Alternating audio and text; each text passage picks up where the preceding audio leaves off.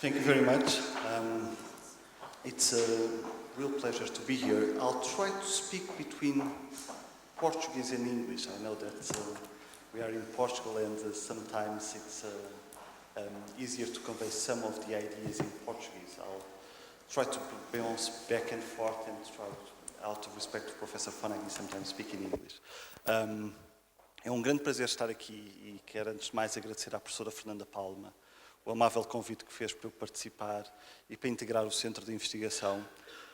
Eu sou originalmente psicólogo e fiz todo o meu trajeto na área das crianças em perigo e, portanto, são crianças que foram essencialmente muito traumatizadas desde o início da sua vida e muitas vezes na adolescência caem entre o sistema de proteção de crianças e jovens em perigo e ao mesmo tempo o sistema tutelar educativo. E, portanto, tive sempre muito interesse em perceber melhor um conjunto de crianças e jovens muito complexos. E o convite que a professora Fernanda Palma fez para integrar o Centro de Investigação realmente entra dentro de uma área muito interessante, pelo menos do meu ponto de vista, que é a integração entre um conjunto de disciplinas, nomeadamente a psicologia e o direito penal e a filosofia da mente. Neste contexto, uma das áreas que me parece especialmente interessante para nós, psicólogos, percebermos melhor como é que as pessoas funcionam, como é que funciona a mente das pessoas, tem sido nos últimos anos a teoria da mentalização do professor Fonaghi, que é uma teoria extraordinariamente complexa, extraordinariamente completa, muito baseada em vários modelos, desde as neurociências, da vinculação, da psicologia do desenvolvimento, mas também da filosofia da mente. E eu vou tentar clarificar um bocadinho alguns dos pontos, fazer alguns pontos com o direito penal, neste caso, e tentar um bocadinho abordar de forma muito simples alguns dos pontos essenciais. Isto insere-se dentro de uma linha de investigação que a professora Fernanda Palma criou dentro do Centro de Investigação, que é uma ideia que me parece extraordinariamente interessante e muito alinhada com aquilo que se está a fazer no mundo inteiro, que é a ideia de tentar integrar áreas disciplinares diferentes. E neste contexto, o conhecimento da pessoa na filosofia, nas ciências e a responsabilidade criminal integra um bocadinho o que se sabe da psicologia criminal, o que nós sabemos... Peço desculpa, não é da psicologia criminal. O que nós sabemos um pouco de direito penal, o que nós sabemos da psicologia, e nesse caso também da psicologia criminal, e o que nós sabemos da filosofia numa lógica interdisciplinar. Isto acontece e é cada vez mais importante hoje em dia, principalmente numa altura em que se fala muito de neurodireito e de neurolaw. Neurolaw é um dos campos em expansão, claramente, com dezenas e dezenas de publicações sistemáticas a aparecerem e que tenta integrar o direito penal, a psicologia e as neurociências. E os motivos pelos quais isso acontece são particularmente interessantes, porque se começou a verificar ao longo do tempo que há um conjunto de jovens, um conjunto de adultos, que para nós percebermos melhor as questões da responsabilidade inerentes a ele, temos que ir buscar algumas ferramentas a outras ciências. E neste contexto, as neurociências e a psicologia são extraordinariamente interessantes. E esta fertilização cruzada que tem acontecido entre o direito e a psicologia e as neurociências tem produzido alguns resultados interessantes noutros contextos. Neste sentido, surgiram dois acórdãos muito recentes do Supremo Tribunal dos Estados Unidos, duas decisões relacionadas com dois homicídios perpetrados por menores de idade, aliás, dois jovens de 14 anos que tinham cometido um homicídio, e Graham versus Flórida, e principalmente Miller versus Alabama, determinaram uma coisa absolutamente fantástica, que foi, porque homicídios tinham sido cometidos por jovens de 14 anos, porque as áreas do cérebro ainda não estavam totalmente desenvolvidas neste período da adolescência, principalmente o córtex pré-frontal, porque os comportamentos de risk-taking em jovens são muito diferentes do que são em adultos, porque a adolescência é esta altura muito complicada, como o professor Bleiberg foi descrevendo, em que as pessoas estão mais propensas a serem impulsivas, a terem risk-taking behavior, ou seja, a entrar em situações de risco. Porque as capacidades de mentalização, as funções executivas, não estão totalmente maduras nesta fase. A responsabilidade de menores de 18 anos não deve ser idêntica à responsabilidade de adultos em crimes graves. E neste sentido, Miller versus Alabama determinou que não se pode condenar, é inconstitucional nos Estados Unidos, neste momento, por causa de alguns destes estados, poder condenar jovens a prisão perpétua nos Estados Unidos sem possibilidade de parole, que, salvo erro, quer dizer em Portugal, sem possibilidade de liberdade condicional.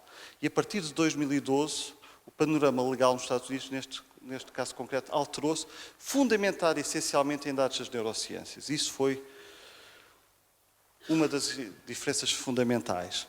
Ao mesmo tempo, Nicola Lacey, que é uma professora de Oxford de Direito Criminal, tem referido muito que uma das questões essenciais no direito penal e na psicologia é que há uma sobreposição sistemática do mesmo objeto dentro de vários contextos nos quais se intervém.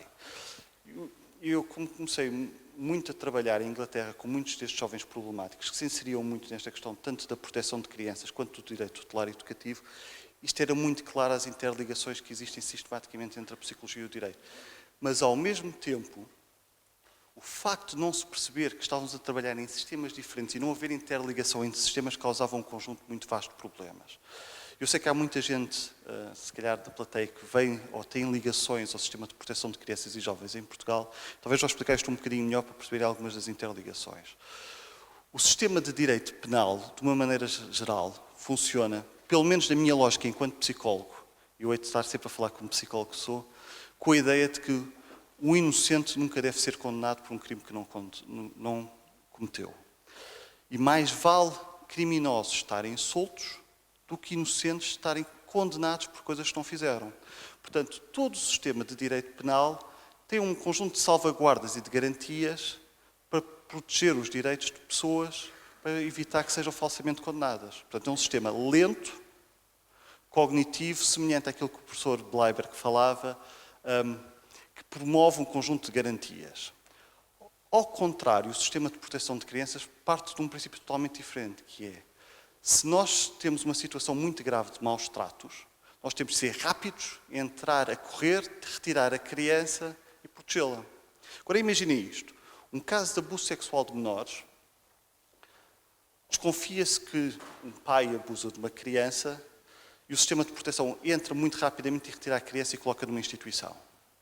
E as pessoas que estão dentro do sistema de proteção e que muitas vezes são psicólogos e trabalham como psicólogos, muitas vezes o que se queixam é que o sistema, porque é que é a criança que sai da sua casa e porque é que não é o agressor que sai da sua casa? Porquê é que isto acontece? Uma das questões que isto acontece é porque o sistema de proteção de crianças age muito rapidamente, porque parte do princípio que a criança está a ser abusada, está a ser maltratada, está a ser vítima de um crime, mas para o sistema penal, isso não é claro. Porque a pessoa, como ainda não foi condenada, ainda não pode ser tratada como se tivesse sido condenada. Portanto, tem que se garantir ao máximo que, se essa pessoa tiver a acontecer um falso positivo, ou seja, que ela for inocente, que ela não é prejudicada por isso. E, portanto, duas lógicas totalmente diferentes, com duas velocidades totalmente diferentes, muitas vezes causam problemas de articulação entre pessoas de psicologia e pessoas de direito.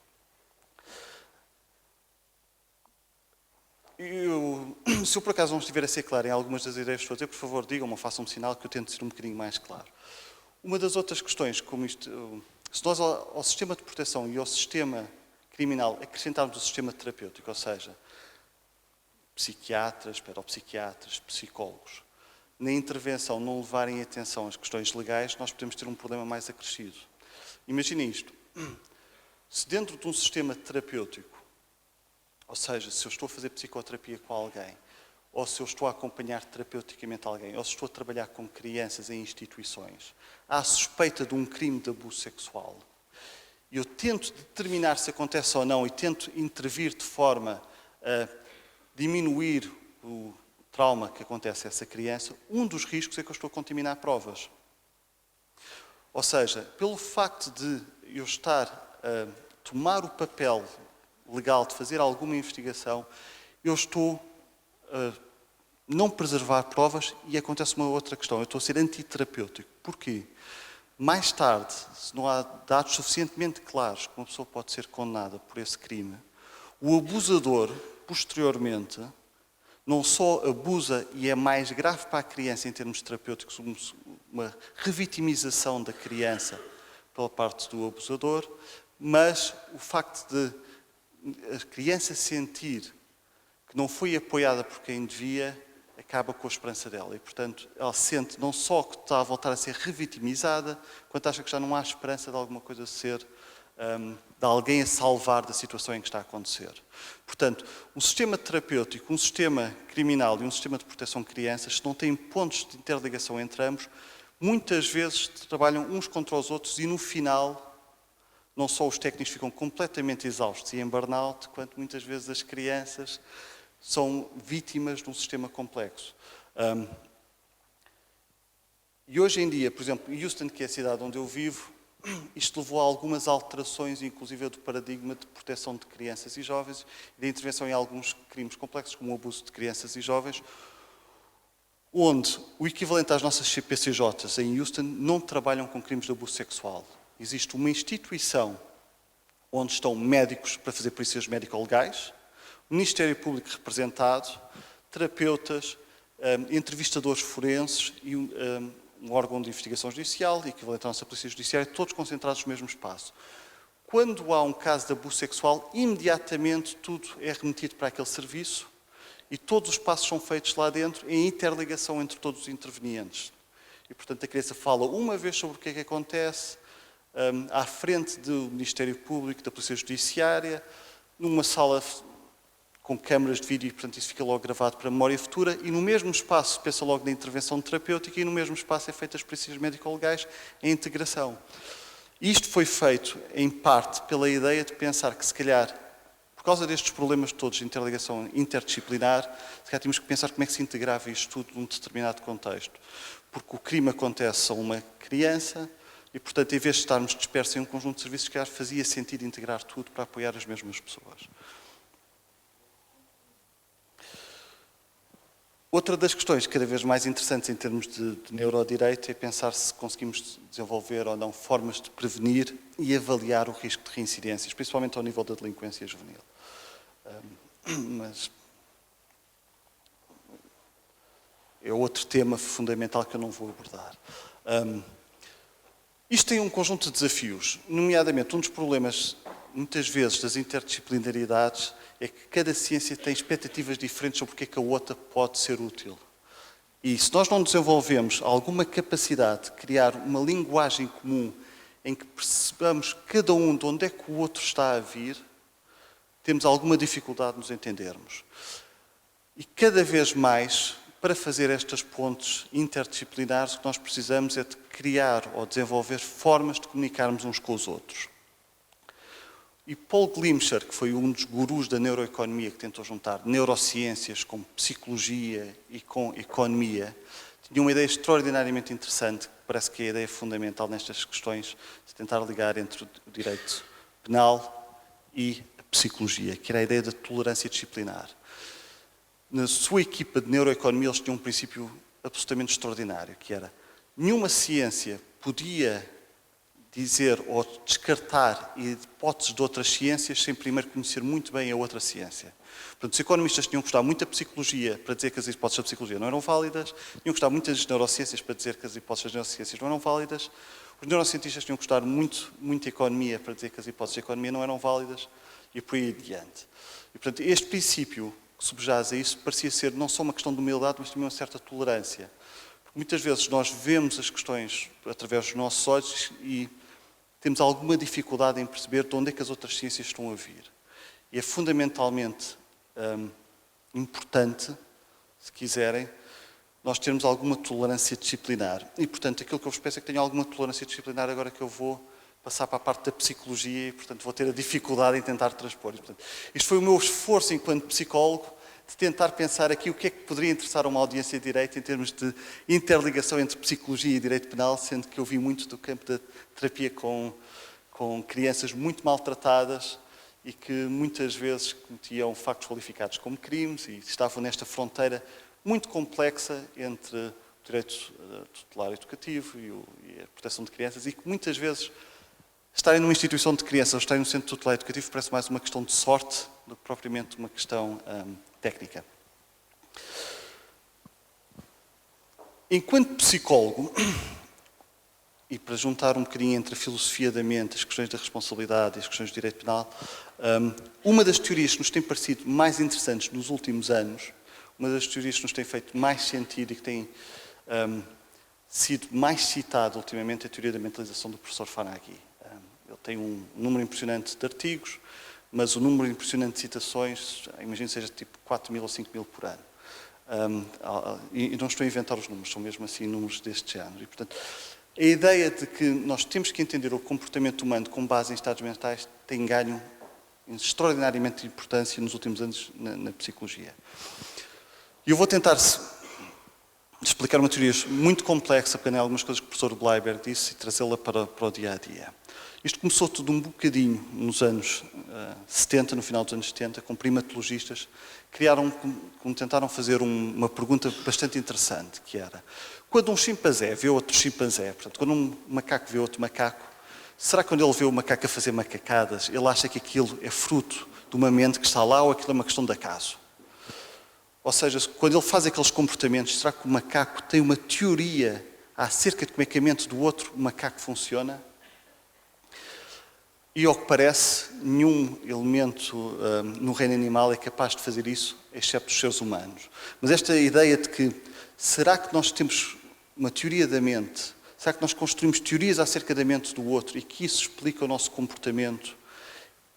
Foi extraordinariamente importante no final dos anos 70 entre os primatologistas, e a psicologia do desenvolvimento ficou extraordinariamente interessada nisso nos últimos anos. E, portanto, a partir do final dos anos 70 e início dos anos 80, começaram a tentar perceber-se muito bem como é que nós construímos uma teoria da mente. Como é que nós conseguimos construir uma ideia de que existe uma mente na outra pessoa e que essa mente é diferente da nossa. Isto que se chamou Theory of Mind, que o professor Lobo Antunes também falou anteriormente, passou a estar muito associado a um paradigma chamado das crenças falsas. E o paradigma das crenças falsas, que era o paradigma essencial da teoria da mente, é a ideia de que nós fazemos uma pequena experiência com crianças, geralmente crianças pequenas, e fazemos este género de questões, que é, há uma história, o João está a brincar em casa e a mãe faz um bolo de chocolate. O João foi lá fora jogar a futebol e a mãe cozeu o bolo de chocolate para ele. Ele vem cá, come uma fatia de bolo, deixa a fatia de bolo dentro da sala de jantar e volta lá para fora. A mãe pega na fatia de bolo e acha que o João não deve deixar as fatias de bolo na sala de jantar, que é uma coisa que acho que nós concordamos de uma maneira geral, pelo menos eu esforço muito para isso, mas os meus filhos nunca acreditam nessa ideia que eu tenho, e leva a fatia de bolo para a cozinha. Quando o João volta, e depois o que nós perguntamos às crianças é, quando o João volta de brincar, onde é que ele vai procurar a fatia de bolo? Ou seja, vai procurar a fatia de bolo na sala de jantar, onde ele acha que está, ou vai procurar a fatia de bolo na cozinha onde ela está realmente? E esta experiência, o objetivo é nós percebermos até que ponto é que eles são capazes de pensar que o João tem uma crença falsa na sua cabeça. Ou seja, o bolo não está realmente na sala de jantar, mas está na cozinha, e a criança sabe isso. Mas será que ela consegue conceber que o João, na realidade, acha que vai estar na sala de jantar? E as crianças, a partir dos 4 anos, conseguem determinar isto, exceto no caso do autismo. Eles têm muita dificuldade em perceber estados mentais nos outros. Isso é o que se chama mind blind. Eles têm dificuldade em perceber a ideia da mente. E houve muita investigação sobre isto, em que fases do desenvolvimento é que isto aparece, em que altura é que, em que fase desenvolvimental, quando é que fica adquirido, quando é que não fica.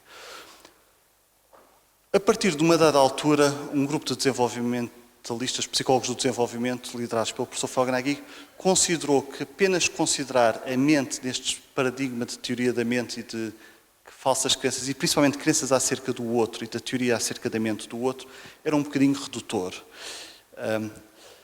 Havia um foco excessivo nas questões das crenças falsas e, ao mesmo tempo, aspectos relacionais e de regulação emocional, que o professor Bleiber que falou, ou seja, de regulação dos nossos estados afetivos, ou seja, quando eu fico muito eufórico, como é que essa parte da modulação emocional, como é que eu acalmo de certa forma, como é que essas questões todas entram nas inter-relações entre mãe e criança.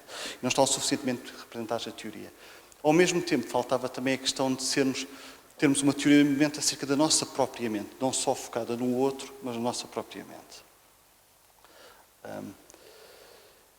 E neste sentido, hoje em dia, a mentalização que, ou muitas vezes, como mentalizing, é muitas vezes utilizada em inglês para se referir à capacidade de interligação, de mentalizarmos o outro, que é um termo que se calhar em português tem pouca tradição.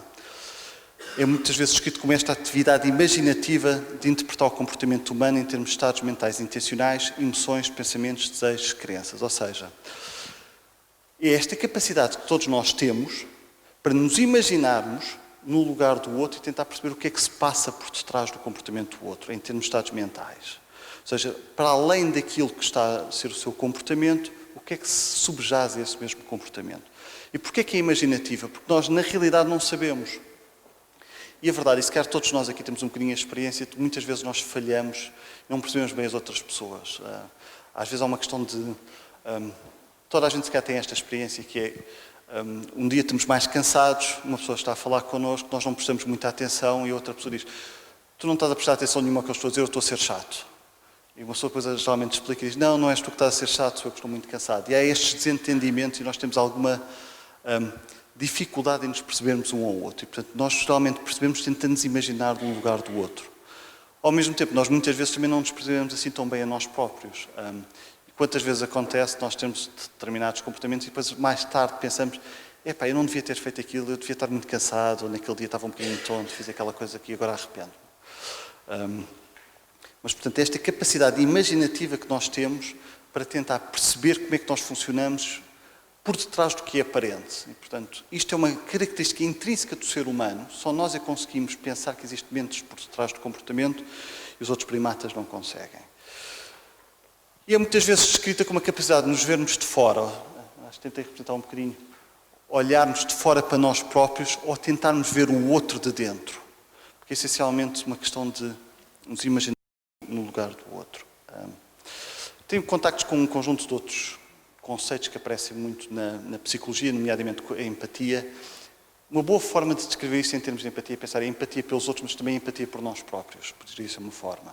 Tem pontos de contacto com o mindfulness, que é uma ideia que veio da filosofia oriental cada vez mais para as terapias cognitivo-comportamentais, uma espécie de estarmos atentos aos nossos estados mentais, se bem que o mindfulness seja muito focado sobre o próprio mais do que sobre o outro.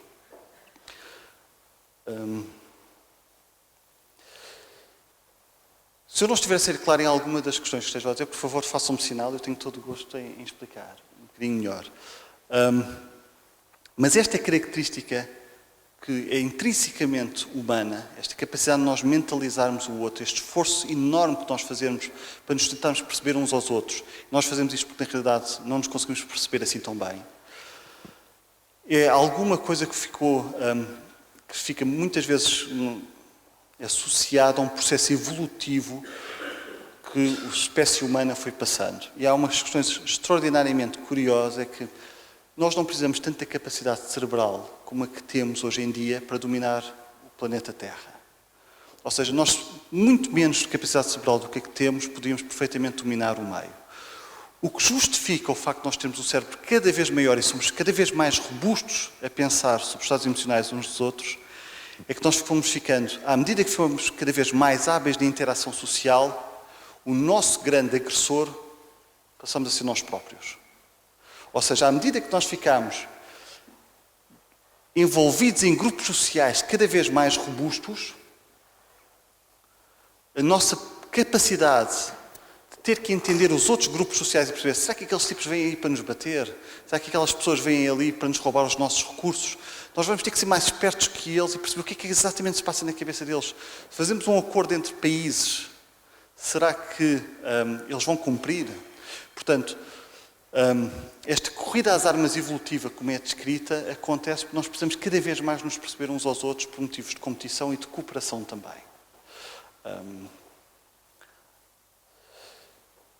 Esta capacidade que nós tivemos, esta necessidade fundamental que nós tivemos de evoluir neste contexto, de prever, antecipar comportamentos, trouxe enormes vantagens competitivas e acabou por promover também esta nossa questão da mentalização. Nós precisamos fundamentalmente de perceber isto. Nós precisamos perceber como é que as outras pessoas funcionam para nós nos sentirmos seguros e nós sermos capazes de sobreviver num mundo cada vez mais competitivo. Então, como é que nós aprendemos esta capacidade de mentalizar? Como é que nós aprendemos fundamentalmente sobre os estados humanos e como é que nós aprendemos a necessidade de aprender os estados humanos nos outros? Os psicólogos, se calhar excessivamente, mas é verdade que se calhar uma das críticas que faz, muitas vezes sempre que um psicólogo fala, é que nós falamos sempre da mãe com o bebê. Passamos grande parte da vida a falar da interação precoce. Se calhar pessoas de outras disciplinas até nos criticam um bocadinho excessivamente, nós voltamos sempre à relação primordial. Mas é porque nós achamos que realmente aqui nesta relação precoce acontece muita coisa importante que explica inúmeros comportamentos mais tarde. Mas a ideia fundamental é que nós mentalizamos, não porque nós aprendemos sozinhos a mentalizar olhando para um espelho, mas nós mentalizamos porque alguém nos mentalizou primeiro.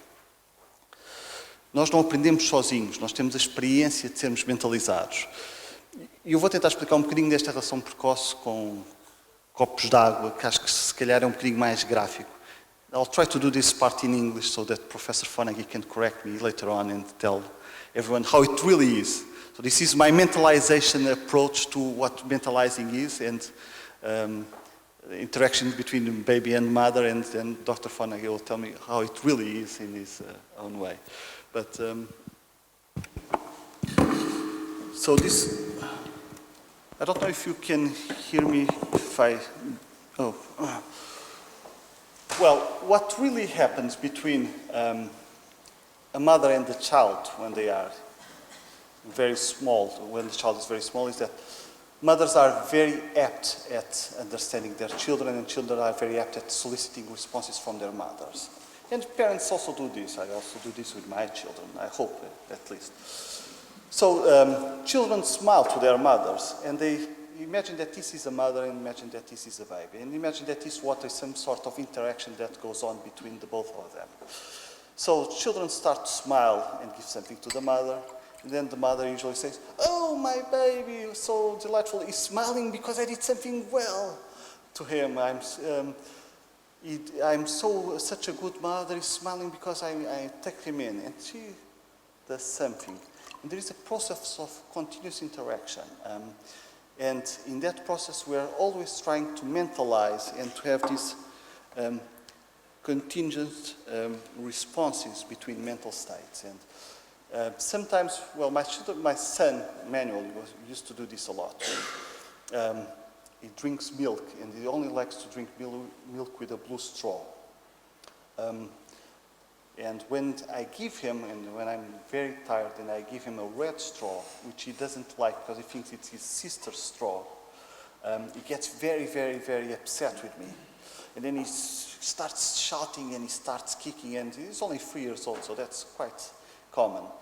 And when he does that, I usually go there and say, "Oh, Manuel, you're upset. Oh my God, what did I do to you?" And he says, "Oh, Daddy, I don't want to. I'm a boy. I don't want sister's straw that's red. I don't like that." And there is a constant process whereby we're interacting with each other. And what I try to do in that process is that I'm trying to be contingent. What that means is that when he's upset with me and he says, "You're such a bad father, why didn't you remember me?" And I try, "Oh, Manuel, you're upset, isn't it? Oh my God, what can I do to make you better?" So there is this constant interaction process going on.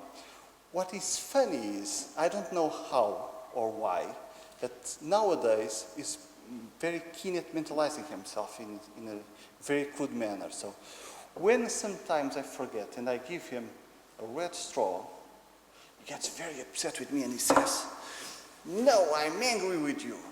And I go there and say, "Well, okay, come on, here is the blue straw." But that doesn't seem to be good enough for him nowadays. He says, "No, that's not what's going on with me. I'm angry."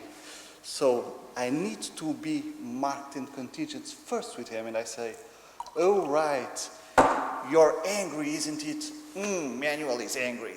And when I do this, what I try to do is I try to be contingent because he's angry and he's telling me, signaling me, "I'm angry, I don't want the blue straw. I first want you to address the fact that I am angry." So I try to do my best at, "I'm angry." But at the same time, it's like a caricature. It's not real. I make this very funny face that, "Manuel is angry."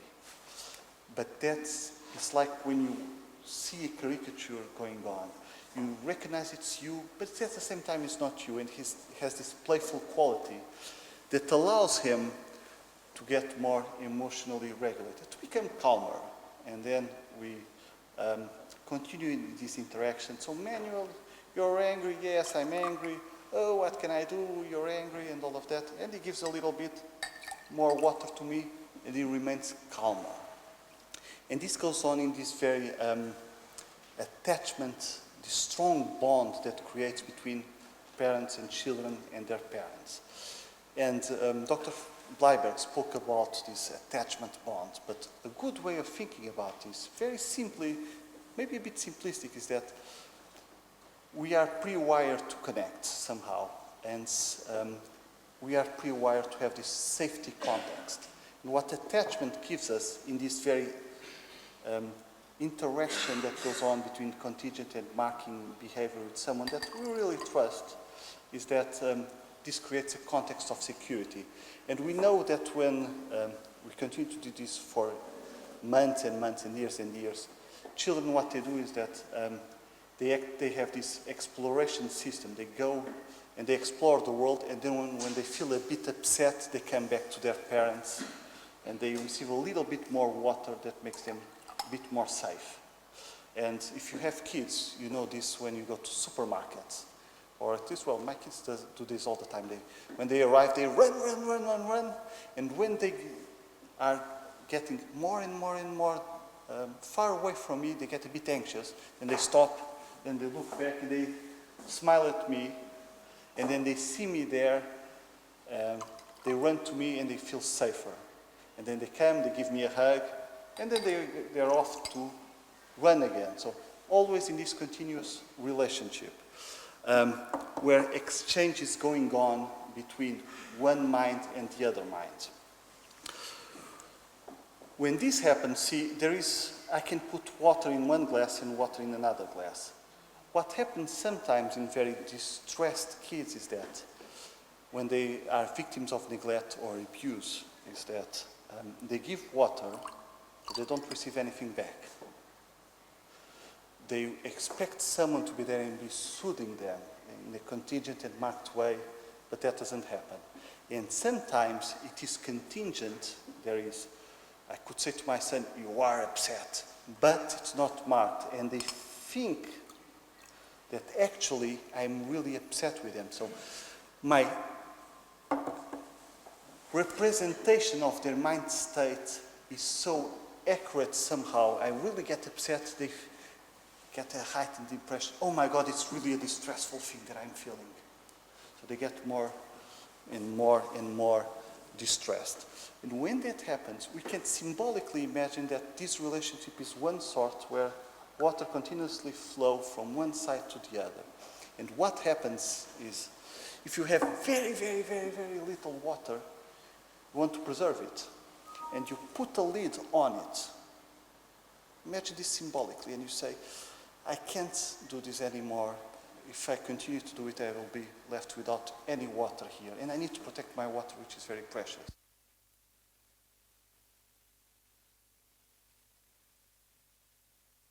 These kids go on in their lives thinking that these things happen very badly and that they cannot expect anything from this. And knowledge from others is not good for me. I think that's what Dr. Bleiberg was speaking about epistemic trust, is that I cannot really trust others. Whatever they say is not good enough for me. And when they find psychologists, child psychiatrists, people from law professions and all of sorts of different professionals that want to help them, they come and the first thing they want to do is they want to give them water. Now, I'm not going to do this here, if not I would make a mess, but if I give them water it would run out and absolutely anything would come inside the glass. Why? Because they have a lid on it, first and foremost. So they can't really trust, and they cannot really interact with you. But if I am a professional and I keep pouring water onto this glass, I'll be left with very little water. And then what I do is, to protect my water, I put a lid on and say, these kids, I cannot work with them. These kids need to be punished. These kids are really dreadful. There's nothing to be done with them. They're really bad persons. And what happens is that we call this burnout. That feeling that teachers have, that professionals that work with these very distressful kids have, is that every time I try to help them, they throw me away. They told me to go and take a hike. They were very dreadful to me. I know that they really need things, but actually they don't deserve them.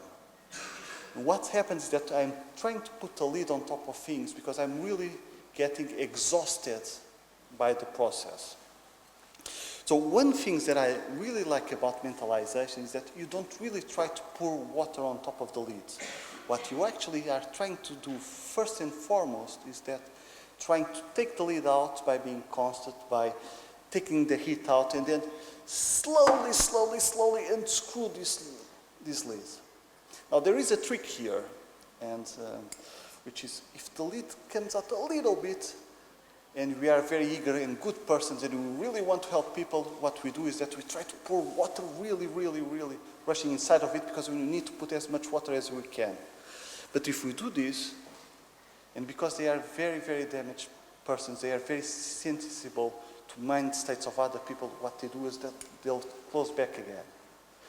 So what I understand about mentalization-based treatment is that what we're trying to do is first and foremost slowly allow the lid to go off before we put any water, and not trying to pour our water and get drained in the process, but trying to move around as if in a circular movement, trying to foster the conditions for this to happen. I hope I did a good job with it.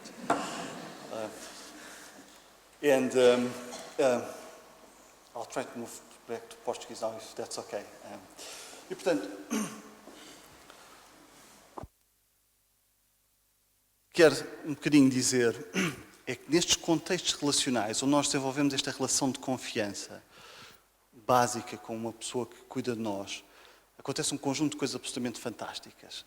E esta relação de vinculação que se estabelece com este prestador de cuidados, com quem nós vamos estando sistematicamente em interação marcada, contingente, mas no contexto de segurança e ao mesmo tempo no contexto de confiança, acontece uma coisa absolutamente extraordinária, que é, nós vamos progressivamente internalizando, se calhar isto não se vê muito bem, este estado, e progressivamente, como ao meu filho, que hoje em dia já é capaz de dizer, pai, eu estou zangado contigo, esta palhinha vermelha para beber o leite é a palhinha da mana da Terezinha, eu não quero nada disso, eu quero a palhinha azul. E antes que eu lhe possa dar a palhinha azul, eu digo, não, estou zangado. Primeiro tenho que ir lá e calmar, fazendo este gesto de, o Manel está zangado. Este contexto, esta sistemática interação em que eu vou mentalizando os estados dos meus filhos, e eles vão percebendo que estão assim mentalizados, eles vão se reconhecendo enquanto pessoas na minha face, e vão progressivamente internalizando estas ideias entre eles. Isto transforma-se num modelo interno que vai regulando as suas emoções, ou seja, quando os seus estados afetivos, as suas emoções ficam muito elevadas, isto tem a capacidade de regular e, portanto, as pessoas ficam mais calmas. Nesta relação, o que os psicólogos descobriram, e principalmente eu acho que a psicologia é uma ciência muito prática, é que estas relações de confiança, o que acontece é que nós não precisamos muito pensar posteriormente nas outras pessoas. Eu gosto de pensar nisto como um motivo pelo qual não vou levar nenhuma prenda à minha mulher quando eu voltar para Houston. Vou tentar explicar um bocadinho isso, porque eu sou um ótimo marido por fazer isso. E porque um mau marido dá prendas às mulheres. É que a questão é que se nós desenvolvemos uma relação de confiança, quando desenvolvemos a relação de confiança e ela fica progressivamente interna, nós não precisamos pensar na outra pessoa.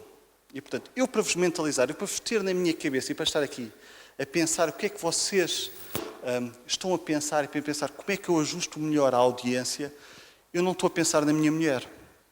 Se a minha mulher me mandasse um SMS a dizer assim, olha, vai-te lá divertir para Portugal, quando voltares logo vês que tens uma família, se ativasse o meu sistema de vinculação e, portanto, eu precisasse de um contexto de segurança, eu só pensava nisso e teria possivelmente que fazer alguma coisa. Mas como a relação está segura, eu não penso nela. Portanto, o primeiro paradoxo que a psicologia tem é que nós só pensamos nas outras pessoas quando a relação está um bocadinho em causa. Portanto, quando as relações são seguras, nós não pensamos. Mas, como eu não penso nela, portanto, também não preciso de mostrar que a relação é segura, eu não tenho que levar a prenda nenhuma. A minha ideia, quando chegar a Houston, explicar, querida, eu não pensei em ti durante uma semana inteira, não te trouxe prenda nenhuma e tu tens de ficar muito contente porque eu sou um ótimo marido e gosto muito de ti por causa disso. Esperando que ninguém conte isso à minha mulher, depois não tenho um problema. Mas, partindo do princípio que ele não descobre isso, este paradoxo é engraçado. E com adolescentes, nas relações amorosas dos adolescentes, esta questão curiosa é que as pessoas pensam que são um pouco umas nas outras, porque estão seguras. Os adolescentes pensam exatamente ao contrário. Se tu não me mandas 20 SMS por dia, é porque não gostas de mim. Que é uma coisa absolutamente paradoxal, que é, eu geralmente sinto, se a minha mulher me mandar 20 SMS por dia a perguntar quando é que vens para Houston, eu fico preocupado. Mas porquê é que ela quer que eu vá mais cedo? O que é que se está a passar? Se ela não me manda nada, eu fico completamente descansado. Os adolescentes pensam exatamente ao contrário. Se não estás sistematicamente a mostrar que gostas de mim, não gostas de mim. Que é uma coisa estranha. Portanto, as pessoas têm que estar sistematicamente a ativar este sistema de ligação para mostrar que gostam umas das outras. Nós adultos não precisamos de o fazer. Pelo menos não como os adolescentes. E esta relação de vinculação é extraordinariamente importante porque nós, por várias questões, porque permite criar um contexto de proteção na relação com o outro, porque permite, quando eu estou estressado, se vocês quiserem, quando eu fico desregulado emocionalmente, permite-me ir para a minha base segura, que inicialmente começam por ser os meus pais, ser as pessoas que regulam as minhas emoções e eu seguir fico mais calmo, mas que posteriormente esta relação de vinculação também se aplica em questões amorosas, fica um modelo interno, uma representação emocional interna de como é que funcionam estas relações, estes contextos de segurança, e que muitas vezes tem esta capacidade de promover a mentalização. E nós sabemos que relações seguras de vinculação... E, portanto, eu estou a simplificar muito algumas das questões e perdoem-me algumas das pessoas que estão aqui se acharem que estou a simplificarem em excesso para tentar fazer um ponto. Mas, progressivamente nisto, esta capacidade de nós percebermos o outro em termos de estados mentais, através desta relação, neste contexto de segurança, vai ficando progressivamente mais capaz dentro de nós. Principalmente fomos sistematicamente mentalizados. O que é curioso também nisto é que, em contextos de segurança, nós não precisamos de mentalizar as outras pessoas. Nós pensamos pouco nos estados mentais do outro, nestas relações de elevada confiança. Nós estamos desativados. Se vocês quiserem, esta parte de mentalização fica desativada nestes contextos de segurança, porque nós não precisamos. E, curiosamente, quando o nosso sistema de vinculação é muito posto em causa, pelo contrário, nós também entramos nestes pensamentos automáticos, rápidos, como o professor Bleiberg falou, e nós também deixamos de mentalizar. E, portanto, agora, o que é curioso é que, apesar de não precisarmos de mentalizar, sabemos que as relações estáveis, seguras, que se estabelecem através desta relação de vinculação, pelo contrário, promovem uma capacidade de mentalização adequada. E há uma questão muito curiosa sobre estes contextos. E se calhar vou usar um bocadinho a história do Polícia de Guimarães para explicar um bocadinho como é que funciona isto da mentalização e como é que nós pensamos. Portanto, como o professor Bleiberg fala, o mecanismo de stress, se vocês quiserem, funciona. Estes mecanismos rápidos, imediatos de luta-fuga, e estes mecanismos mais lentos, mais robustos de pensarmos sobre o outro, parece que funcionam de uma forma muito interessante, em que, à medida que sobe a tensão emocional, e portanto isto funciona como o chamado mecanismo de dual arousal, com duas curvas, à medida que sobe a tensão emocional, eu consigo continuar a pensar sobre as outras pessoas, mas à medida que ou eu fico sob ameaça, ou as minhas relações seguras ficam sob ameaça, ou seja, que o sistema de vinculação é ativado, ou à medida que eu fico sob um intenso stress, esta parte da frente, o córtex pré-frontal, onde nós julgamos que fica a mentalização, começa a chegar ali a um ponto da ativação em que aquilo começa a descer e há um clique e nós, em vez de sermos dominados por estas áreas mais recentes em termos de desenvolvimento do cérebro, de repente nós mudamos para modos mais primitivos e, portanto, há uma curva e de repente há ali um ponto e que mudamos e entramos nestes modos automáticos, luta-fuga. Isto é extraordinariamente adaptativo, portanto, quando nós estamos sob a situação de ameaça, o que nós precisamos é de agir rapidamente, precisamos de fugir ou precisamos de atacar. Eu, se estivesse no meio do Marquês de Pombal, quando houve a festa do Benfica, se estivesse a vir 5 pessoas para mim a tirar-me garrafas, eu estar ali a pensar, será que eles me vão fazer alguma coisa? Será que não vão fazer alguma coisa? Será que eles são pessoas seguras? Será que... Porquê é que eles estão tão chateados ou estão a tirar coisas? Eu, se começasse a tentar discernir os estados mentais que estão na sua cabeça naquele contexto, eu possivelmente estaria em risco. Portanto, é adaptativo em certos contextos que estas respostas imediatas apareçam. Porquê é que isto tem a ver com a questão do Polícia de Guimarães? É que o ponto onde nós mudamos de um sistema lento, de mentalização, de perceber os estados mentais do outro, para sistemas rápidos, de luta-fuga, em que precisamos fazer alguma coisa, varia de pessoa para pessoa. E experiências de trauma precoce, experiências de sermos pouco mentalizados, muitas vezes faz com que o ponto de mudança de um sistema para o outro seja menor. E, portanto, estímulos que a maior parte das pessoas não seriam estímulos que nos pusessem em situação de ameaça, em alguns contextos ou em algumas pessoas, o ponto é muito menor. E as crianças e jovens que foram severamente traumatizadas, nós vemos isto. E se calhar as pessoas têm aqui esta experiência, que é que muitas vezes quando nós intervimos com eles, questões que para nós são questões de boa educação, como por exemplo olhar nos olhos, cumprimentá-los, os miúdos olham para nós e dizem coisas como, estás a olhar para que tu queres, pá. Isto acontece porque eles sentem estas pistas neutras, que nós têm este ponto de ativação mais baixo, como ameaça, e percebem como ameaça, enquanto para nós até seriam...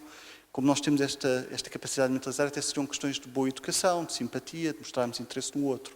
Mas estes miúdos mais traumatizados, onde houve falhas de mentalização precoce, isto associado ao trauma, muitas vezes faz com que este ponto seja muito baixo, e, portanto, rapidamente, eles deixam de se conseguir mentalizar e entram nestes estados imediatos. A questão do Polícia de Guimarães, vista pelos olhos de um psicólogo, ou pelo estado mental de um psicólogo que veio de Houston, parece-me que pode demonstrar um bocadinho, de forma prática, o que é que se passa. O que aconteceu, da forma como eu vi num vídeo, foi que, num contexto de elevada tensão emocional, portanto, as pessoas estão preparadas para que haja confrontos, já tinha havido confrontos entre adeptos do Benfica e adeptos do Guimarães, há um pai com um filho e com o seu pai, portanto, 3 gerações, possivelmente está preocupado com o seu próprio filho e com o seu próprio pai e quer sair mais cedo do estádio, e vai ter com um conjunto de polícias que são possivelmente muito preocupados com a ideia de que se calhar naquele dia vai haver alguma confrontação.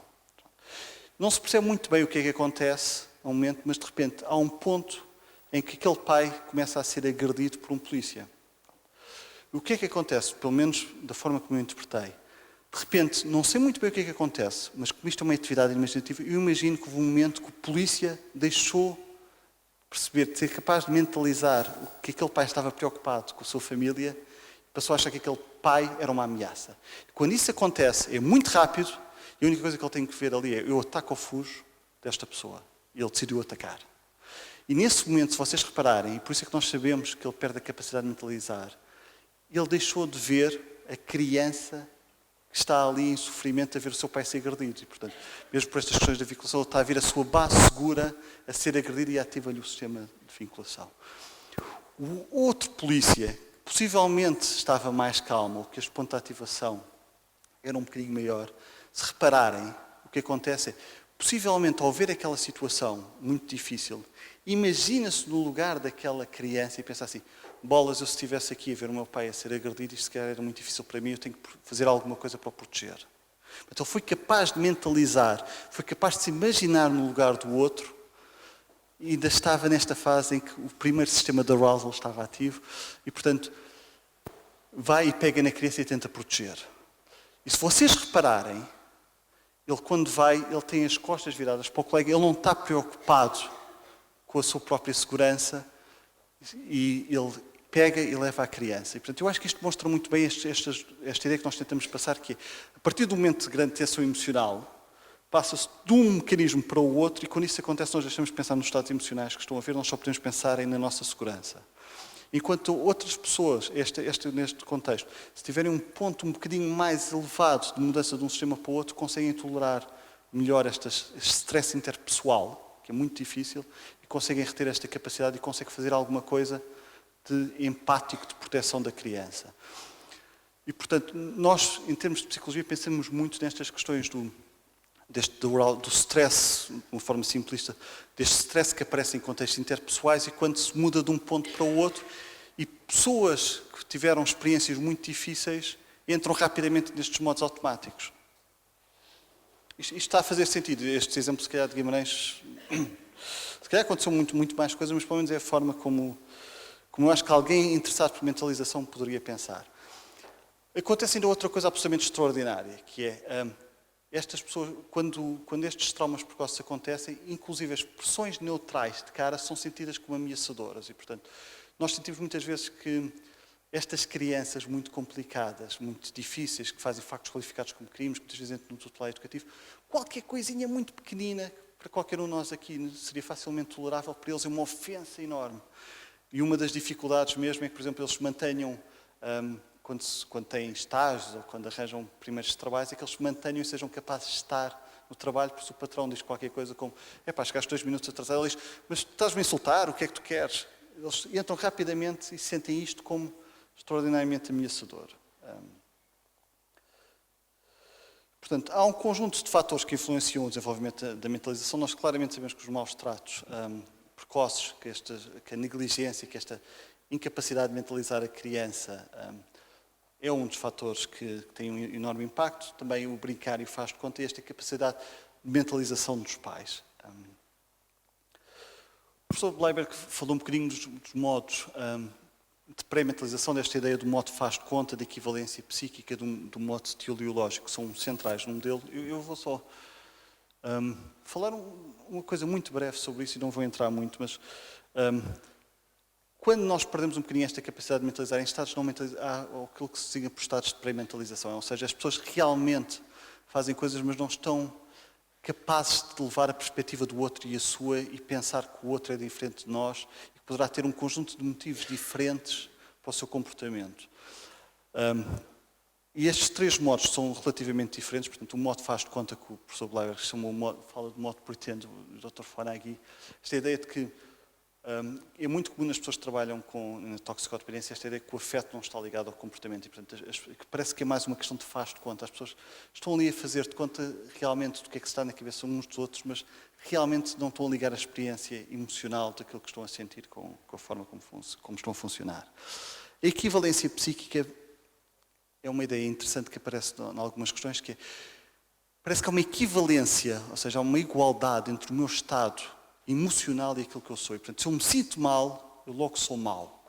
Portanto, nestes contextos é muito difícil. E as pessoas sofrem muito com isto. Há uma labilidade emocional enorme em que aquilo que sentem naquele momento é aquilo que eles são. E, portanto, são pessoas que sofrem muito nestes estados, porque imaginem a sensação de uma pessoa começar-se a sentir mal e pensar, eu sou mau, sou uma porcaria, não vale nada, etc. Num modo teleológico, o professor Bleiberg falou, imaginem, por exemplo, se a minha mulher, a ideia é de a realidade externa tem que ser concreta, eu preciso de provas, eu preciso que as pessoas façam coisas. Portanto, se a minha mulher me dissesse que quando eu chegasse a casa logo via se tinha as malas à frente ou não, porque eu vou a Portugal e a abandonei, de certa forma, eu precisava quase, se eu estivesse muito ansioso e se não fosse uma brincadeira, o que eu precisava mesmo era que ela me mostrasse alguma coisa que isso não vai acontecer. E, portanto, eu tento forçar que as pessoas façam coisas. Na terapia e na psicoterapia, nota-se muito com pacientes que eles tentam forçar que os psicólogos façam coisas por ele. Não, para mostrar que o Senhor gosta mesmo de mim, tem é que me apertar a mão, dar-me um abraço. Só palavras não valem nada, eu preciso de ações. E jovens muito perturbados entram muito nestas dinâmicas, exigem muitas provas de afeto aos seus companheiros, etc. Ou muitas vezes tentam mostrar o seu sofrimento de formas muito estranhas, como, por exemplo, cortam-se e mostram, estás a ver, é assim que me sinto, é assim que me fazes sentir. Não basta palavras para mostrar, eu preciso fazer ações para te mostrar como é que eu me estou a sentir e através de cortes. Acho que já não devo ter muito tempo para falar de hipermentalização, mas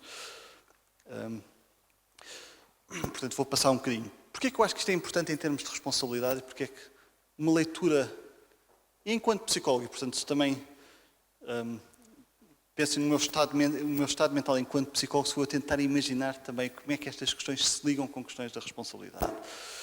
Uma das questões interessantes na ideia de sermos mentalizados e, portanto, de espelharmos os estados emocionais para as crianças e delas crescerem através de uma interação entre pai e filho, é que isto cria também a sensação de agency, de que as pessoas são agentes do seu próprio comportamento e, portanto, têm uma sensação de responsabilidade sobre o seu próprio comportamento.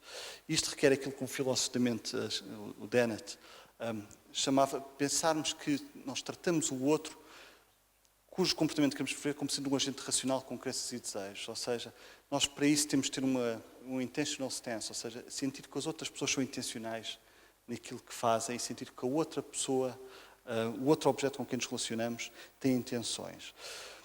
O problema é que nas falhas de mentalização, na relação precoce, isto era um conjunto de dificuldades na integração dos estados afetivos. Como eu não fui adequadamente espelhado, eu não fui adequadamente mentalizado, eu tenho dificuldade de integrar os meus estados afetivos dentro de mim. A minha personalidade tem falhas de mentalização, se quiserem. Muitas vezes o que os miúdos descrevem, estes miúdos muito difíceis, é que os meus atos acontecem, mas não controlo os meus atos.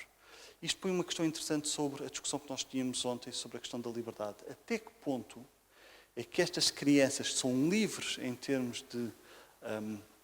são livres para decidir o seu próprio comportamento ou estão aprisionados em padrões disfuncionais, desadaptativos de comportamento em que simplesmente sentem que as coisas lhes acontecem.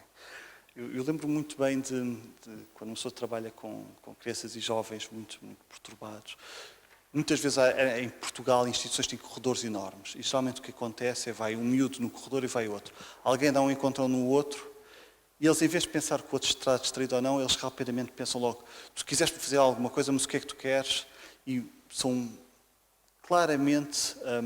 têm dificuldade em ser livres do seu comportamento, parece que só têm uma resposta válida naquele contexto, que é a outra pessoa está ali para me fazer mal e rapidamente entram nestes modos rápidos. Vou ter que ser rápido, não é? Então vou tentar só dizer tudo o que eu queria dizer em 2 minutos.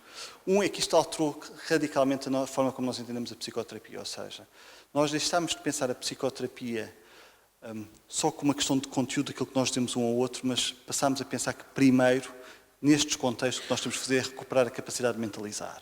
Ou seja, nós temos que acalmar, nós temos que parar as pessoas a acalmar, tirá-las destes modos automáticos de funcionamento e trazê-los mais para trás e para ficarem mais calmos, se vocês quiserem, para depois podermos pensar com eles o que é que aconteceu. E, portanto, há um foco enorme na recuperação da capacidade para mentalizar. Há um foco enorme na capacidade de ajudar as pessoas a recuperarem, para voltar nesta curva dupla, para voltarem um pouco atrás. Isto, na prática, tem um conjunto de implicações diversas e um conjunto de ideias muito diferentes até da forma como eu fui ensinado a pensar, mas que são extraordinariamente úteis. Uma delas é que nós somos mais abertos com os pacientes, nós podemos dizer coisas como, por exemplo, parece-me que isso é muito difícil para si. Eu, se estivesse no seu lugar, isso também parece que seria muito difícil para mim. Portanto, somos mais abertos, falamos mais com as expressões, tentamos explicar muito ao outro como é que a nossa mente está a funcionar, porque sabemos que a nossa mente é assustadora. E, portanto, na minha mente, o que me parece que está a fazer sentido é... Mas também não sei se é isso que está a fazer sentido para si. Será que eu estou a ler adequadamente? Será que é isso que faz sentido? Portanto, nós tentamos muito mentalizar a relação, tentar mentalizar o outro e ajudar o outro a mentalizar-nos a nós próprios para ajudar a recuperar um pouco esta capacidade. De forma muito simplista, se quiserem. Isto tem um conjunto de implicações também para o direito. Uma das áreas que me parece mais interessantes, e com isto termino, porque estou consciente, tenho mesmo muito pouco tempo. Há uma ideia central, muitas vezes, no direito, que é a ideia de educar para o direito. A ideia que crianças e jovens, muitas vezes, quando entram no tutelar educativo, precisam de ser educados para o direito, precisam de ser educados para um conjunto de normas sociais pelos quais nos regemos. Eu acho que uma ideia de pensar isso, pelos olhos da psicologia e pelos olhos da mentalização, é dizer, a educação para o direito não é mais do que ajudar estas crianças a serem mais capazes de mentalizar, que este ponto de viragem de modos conscientes, lentos, de mentalização, para modos implícitos automáticos, tentar recuperar e puxar um bocadinho mais para trás, para que eles realmente possam tolerar o stress das relações interpessoais, que é difícil para todos nós e todos nós fazemos isto com muita dificuldade. Isto pode ser uma visão, um ponto de ligação entre o direito e a psicologia, ou pelo menos aquilo que o estado mental de um psicólogo é imaginar o estado mental de pessoas de direito e imagina que a psicologia pode ter de útil em termos de articulação entre o que é uma ideia de educação para o direito e o que é uma ideia de psicologia. Eu vou deixar o meu e-mail. Acho que há imensas coisas que queria dizer. Eu peço desculpa por tentar apressar isto tudo, tentar encaixar. Mas se alguém tiver alguma questão ou comentários, eu terei todo o gosto. Mandem-me e-mails quando voltar para o Texas. Do Texas tenho imenso tempo para responder a tudo, no meio dos cowboys e dos astronautas. Há imenso tempo para uma pessoa responder a e-mails de Portugal e tenho sempre gosto em manter esta vinculação segura com Portugal, que afinal sempre é a minha base segura onde eu cresci. Muito obrigado.